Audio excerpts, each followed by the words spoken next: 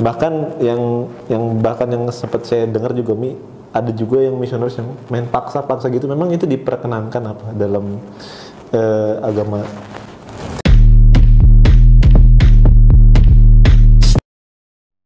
Shalom saudaraku, salam damai sejahtera dalam kasih Kristus. Jumpa lagi dengan saya. Diri Duli kita akan belajar berapologetika bersama-sama di channel ini.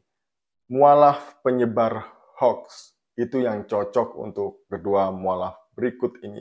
Di mana oma dan cucunya sedang ngobrol dan mereka menyebar hoax tentang kekristenan.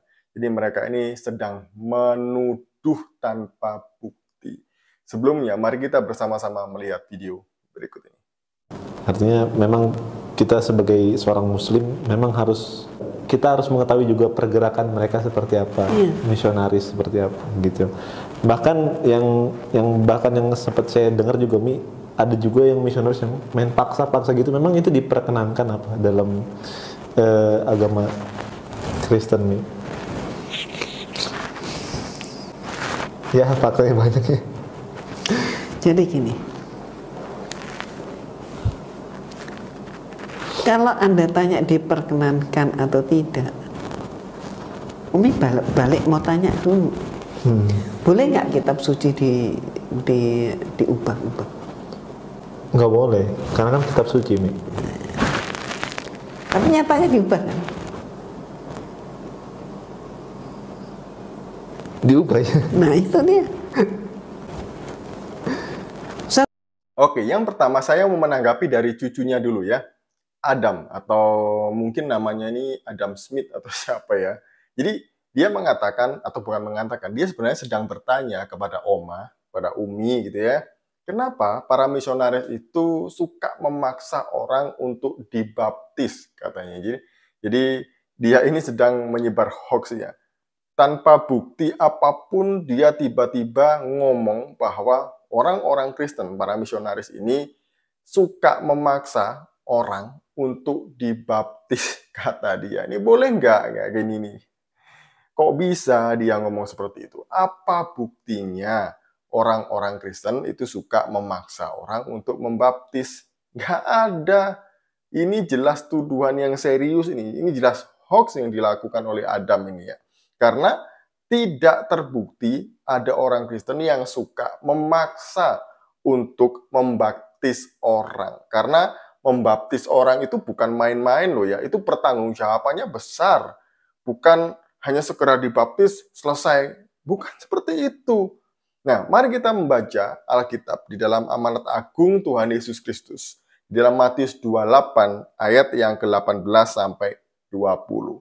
Saya akan membacakannya bagi Bapak Ibu ya. Yesus mendekati mereka dan berkata, murid-murid ini yang didekati Yesus ya, kepadaku telah diberikan segala kuasa di sorga dan di bumi. Nah, di ayat yang ke-18 ini, Yesus berkata kepada para murid bahwa dia sekarang pemegang kekuasaan di surga dan di bumi. Jadi, siapakah yang berkuasa atas surga dan juga bumi?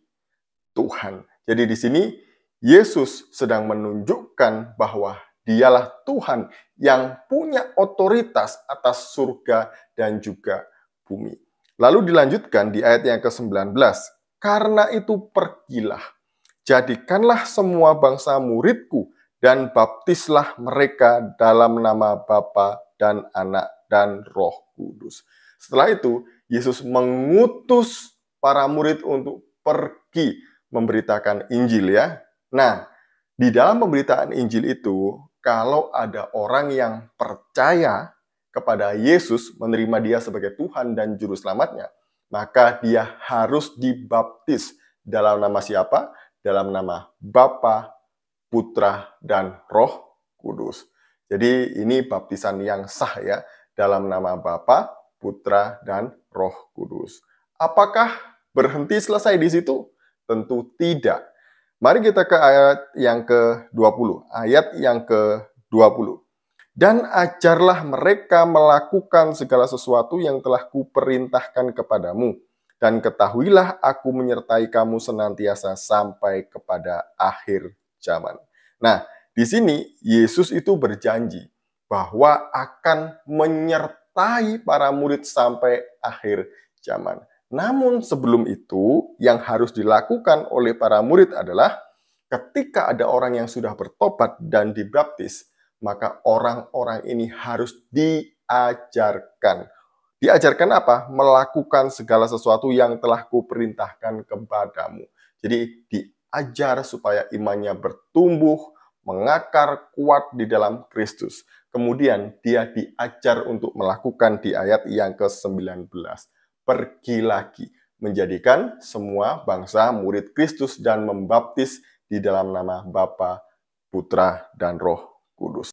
Nah, di sini tidak ada perintah untuk memaksa, dan paksalah mereka, dan perangilah mereka, atau dan suruhlah mereka untuk melakukan ini itu, agar mereka mau dibaptis. Tidak ada. Jadi baptisan itu atas kerelaan seseorang tersebut. Jika dia sudah percaya, menerima Yesus Tuhan dan Juru Selamat, kemudian dimuridkan dan mantap imannya, maka dia harus dibaptis. Jadi baptisan itu bukan hal yang remeh, dilakukan sembarangan. Enggak. Itu adalah sakramen kudus. Jadi tidak boleh dibuat main-main. Begitu loh, bro. Kemudian yang kedua, ini kata omanya ya, Umi Irena Handono. Lalu dia balik bertanya, apakah boleh Alkitab diubah-ubah, firman Allah diubah-ubah, kata dia. Nah, Umi Irena ini sedang menuduh orang Kristen mengubah-ubah ayat Alkitab atau firman Allah. Jadi mereka ini bisanya cuma menuduh ya, menuduh Alkitab ini dipalsukan, diubah-ubah, tapi tidak pernah bisa menunjukkan siapa yang mengubah dan ayat yang mana yang diubah. Nah, kalau mereka menuduh Alkitab diubah-ubah, tolong tanyakan pertanyaan ini. Kalau ada orang yang menuduh Alkitab diubah-ubah, dipalsukan, tolong bertanya pertanyaan ini ya. Nah, yang pertama, kalian menuduh itu harus punya bukti. Kalau hanya menuduh tanpa adanya bukti, itu namanya fitnah. Dan fitnah itu lebih kejam daripada yang itu. Ya. Nah, jadi harus bisa membuktikan yang mana Alkitab yang asli. Apakah kalian punya kitab suci kami yang asli, sehingga kalian menuduh kitab suci kami dipalsukan? Kok kalian tahu bahwa kitab suci kami dipalsukan? Gitu ya? Harusnya kalian punya yang asli ya, supaya kami bisa membandingkan punya kami dipalsukan dan punya kalian yang asli. Gitu ya. Yang kedua, siapa yang memalsukan Alkitab? Yang ketiga, bagian mana yang dipalsukan? Yang keempat, kapan dan di mana Alkitab kami dipalsukan? Tolong jawab ini ya. Kalau tidak dapat menjawab ini, berarti kalian itu semuanya hoax, fitnah, karena menuduh tanpa bukti. Jadi, ini yang dapat saya sampaikan. Semoga ini mencerahkan kita semuanya. Shalom, salam waras. Tuhan Yesus memberkati.